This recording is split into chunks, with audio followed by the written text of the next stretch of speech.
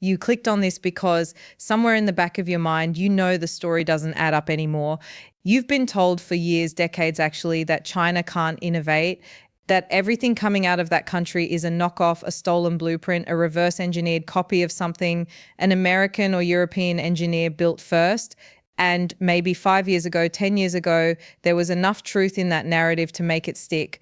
But you're here because you've started noticing cracks. You've seen the headlines about Huawei building chips that weren't supposed to exist.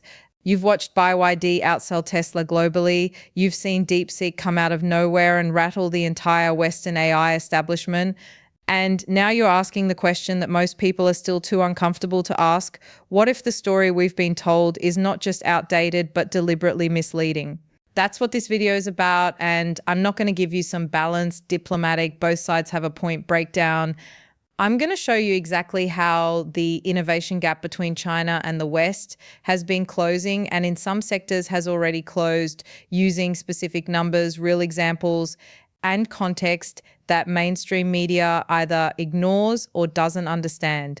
By the end of this, you will see the global technology race completely differently. And more importantly, you'll understand why the China steals everything narrative isn't just wrong, it's actually dangerous because it's making the West complacent at the worst possible time. Let me start with something that should have been front page news but barely got a mention. In 2023, China filed 69,610 international patent applications through the Patent Cooperation Treaty, more than any other country on Earth. For the fourth consecutive year, the United States filed 55,678. That's not a rounding error, that's a 25% gap. And these aren't junk patents. We're talking about filings in AI, quantum computing, 6G telecommunications, advanced battery chemistry, biotechnology, the areas that will define the next 50 years of economic power. Now, here's what matters. Patents alone don't prove innovation. I'll give the skeptics that. You can file 1,000 patents and still produce nothing of value. But when you combine that patent dominance with what's actually happening on the ground, the products being shipped, the systems being deployed, the industries being disrupted, the picture becomes impossible to ignore. I spent 3 weeks in Shenzhen last year, and I want to tell you something that fundamentally changed how I think about this. I visited a robotics company, not a famous one, not one you've heard of, that was producing autonomous warehouse systems at a price point roughly 40% lower than comparable American systems with equivalent or better performance metrics. The engineers I spoke with were almost all under 35. Most had done their graduate work in China, not in the West. And they weren't copying anyone. They were building from scratch, iterating faster than their Western competitors could even get budget approval for a prototype. That experience stuck with me because it shattered a mental model I didn't even realize I was carrying. See, the China steals technology narrative does something very clever. It gives us permission to not take Chinese innovation seriously. It frames every Chinese advancement as derivative. Every breakthrough becomes, well, they probably stole the base research. And that framing has real consequences because it means Western policymakers, investors, and even engineers are systematically underestimating what they're up against. Most people think China's technological rise is built on espionage and forced technology transfer. And yes, those things happened. I'm not here to pretend they didn't. But here's what's really happening now in this moment in 2025. China is pouring 3.4% of its GDP into research and development.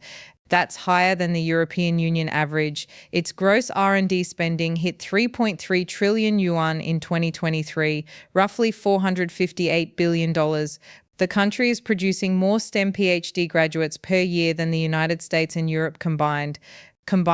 Let that land for a second.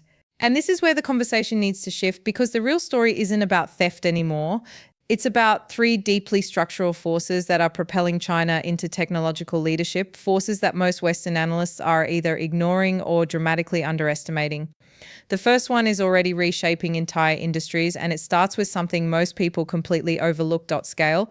Not scale as a buzzword, not scale as something VCs throw around in pitch meetings. I'm talking about scale as an innovation engine, something the West fundamentally misunderstands. Let me show you the numbers that matter. China has 1.4 billion people, but that's not the relevant figure. The relevant figure is 1.09 billion mobile internet users. That's not a market, that's a living, breathing, real-time laboratory for technology deployment. When a Chinese company launches an AI-powered feature, a new payment system, a health tech application, it doesn't get tested by a few 100,000 early adopters in San Francisco. It gets stress tested by hundreds of millions of users simultaneously. The feedback loops are compressed, the iteration cycles are brutally fast, and the data, the lifeblood of modern AI, flows in at volumes that no Western company, no matter how well funded, can replicate. Think about what this actually means. WeChat processes over 1.2 billion transactions per day through its payment system. Alibaba's recommendation algorithms serve 900 million active consumers. Douyin, TikTok's Chinese parent app, processes more video content per hour than YouTube does in a day, and its recommendation engine is widely acknowledged, even by Silicon Valley engineers privately, as the most sophisticated content matching algorithm ever deployed. A senior engineer at a major US tech firm told me off the record, and I'm paraphrasing because I promised anonymity, "We study their systems more than they study ours now." That shift happened around 2021, and nobody wanted to talk about it. This is the scale paradox. The sheer size of China's domestic market doesn't just allow companies to grow, it forces them to solve problems that Western companies won't encounter for years. Logistics optimization across a country with that population density, real-time translation across dozens of dialects, financial systems serving 400 million people who had no bank account a decade ago. These aren't incremental improvements, these are forcing functions for genuine innovation. And the solutions being built aren't copies of Western products. They can't be, because the problems themselves don't exist in the West at that magnitude. Now stay with me, because what comes next changes everything about how you should think about the technology competition. There's a second force at work, and it's the one that keeps the smartest people in Washington up at night. It's not espionage, it's not subsidies, it's the speed of China's industrial feedback loop, the connection between research, prototyping, manufacturing, and deployment. Here's what I mean. In the United States, if you design a new chip, a new sensor, a new battery cell, the path from concept to production involves a fragmented supply chain spread across multiple countries, extensive regulatory review, complex IP negotiations, and often a 12 to 18-month timeline before you can even begin meaningful production testing. In Shenzhen, that cycle is measured in weeks. I'm not exaggerating. A hardware startup in Shenzhen can go from a napkin sketch to a functional prototype in 14 days. Not because they're cutting corners on quality, though that stereotype persists, but because the entire ecosystem is geographically concentrated. Component suppliers, PCB manufacturers, assembly houses, testing facilities, they're all within a 30-mile radius. The density of that ecosystem creates a velocity of innovation that resembles nothing in the Western world. If you want to understand why China is dominating electric vehicles, just look at BYD. In 2024, BYD sold 4.27 million vehicles. Not all electric, they count plug-in hybrids too, but the growth trajectory is staggering. In 2019, they sold 461,000. That's nearly a tenfold increase in 5 years. And here's the part most Western analysts miss. BYD manufactures its own batteries, its own semiconductors, its own electric motors. The vertical integration is almost total. When BYD identifies a performance issue or a cost optimization opportunity, the fix doesn't require coordinating across 15 different suppliers in 8 countries. It happens internally, often within the same industrial park. Compare that to a traditional Western automaker trying to electrify. They're negotiating with battery suppliers in South Korea, chip manufacturers in Taiwan, motor producers in Japan, and software teams in California. Every improvement requires a supply chain negotiation. Every innovation gets slowed by contractual friction. This isn't a criticism of Western companies, it's a structural reality. And it's a structural advantage for Chinese manufacturers that no amount of tariffs or export controls can neutralize. Here's what nobody tells you about those export controls, actually. And this connects to something even bigger that I'll show you in a minute. When the US imposed sweeping semiconductor restrictions on China in October 2022, the stated goal was to freeze Chinese technology in place, to cut off access to advanced chips and the equipment needed to make them. The assumption was that China couldn't innovate its way around the restrictions fast enough to matter. That assumption lasted about 11 months. In September 2023, Huawei released the Mate 60 Pro. Inside it was the Kirin 9000S, a 7-nanometer processor that was not supposed to exist. Every Western analyst, every sanctions architect, every semiconductor expert who said China was 5 to 10 years away from producing this class of chip had to sit with the fact that they were wrong.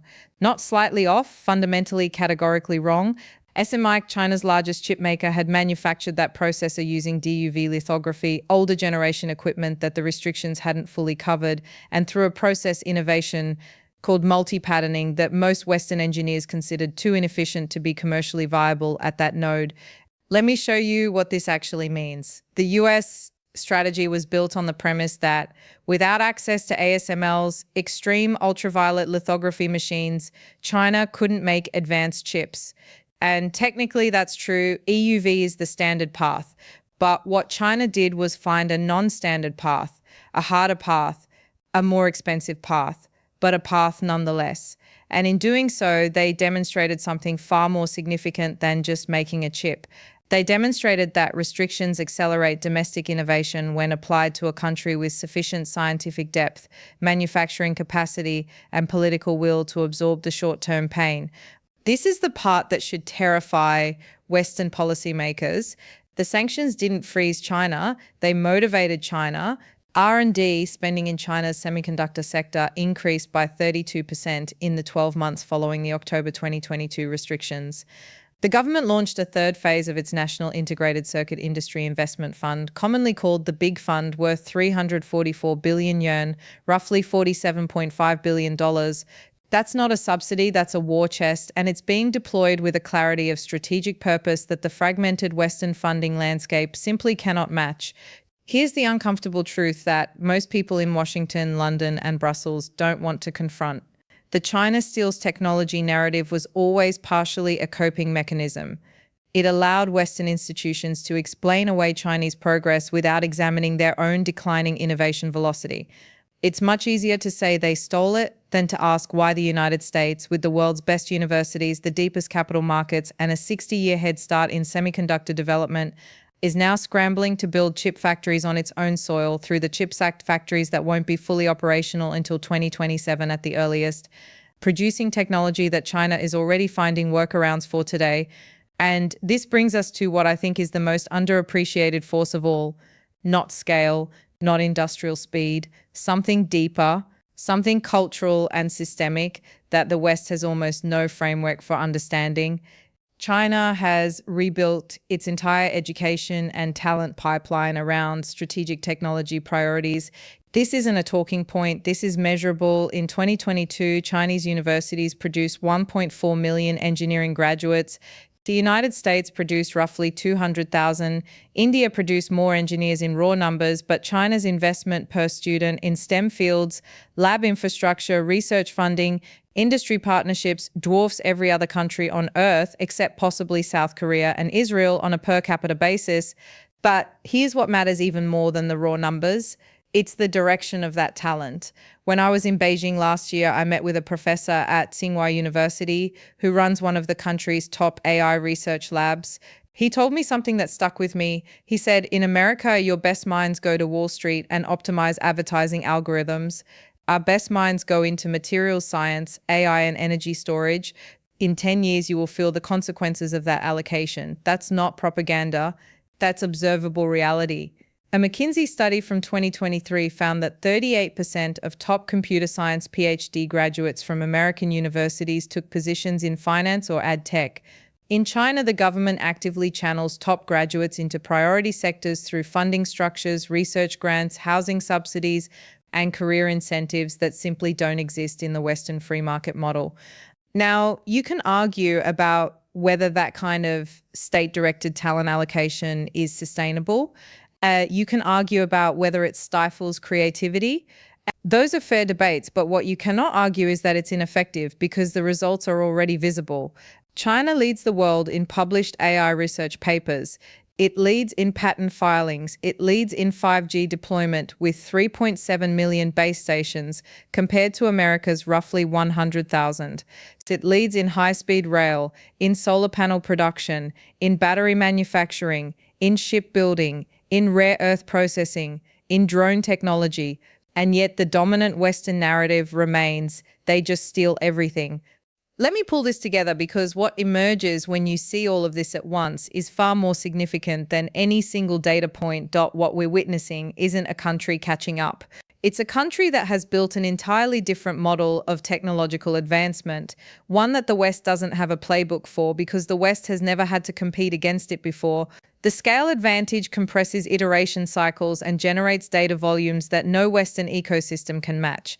The industrial density collapses the gap between idea and product in ways that make traditional Western supply chains look almost archaic by comparison. And the talent pipeline is purpose-built, strategically directed, and growing at a rate that should make every Western university president and corporate R&D chief deeply uncomfortable. When you stack these three forces together, you don't get a story about theft.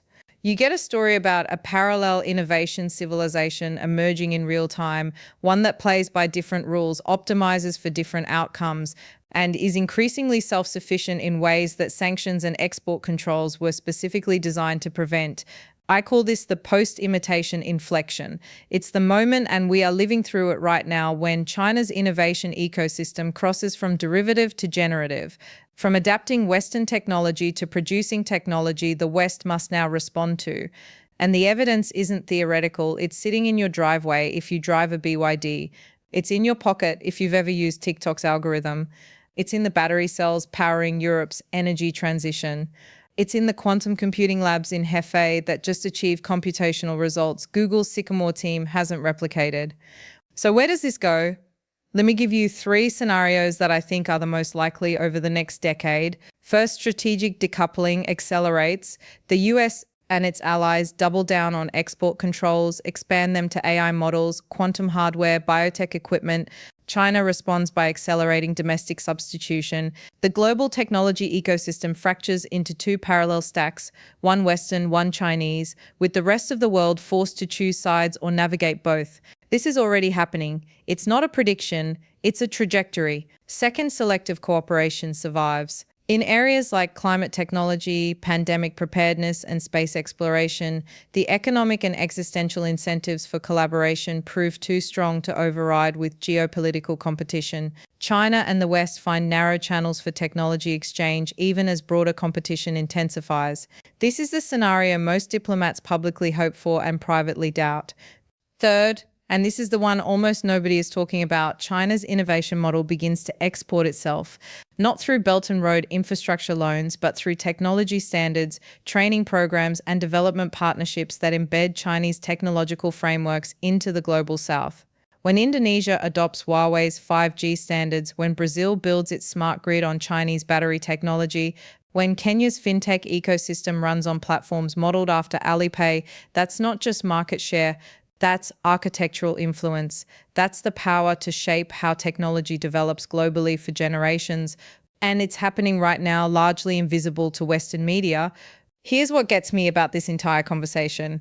The myth that China steals all its technology isn't just factually outdated, it's strategically blinding.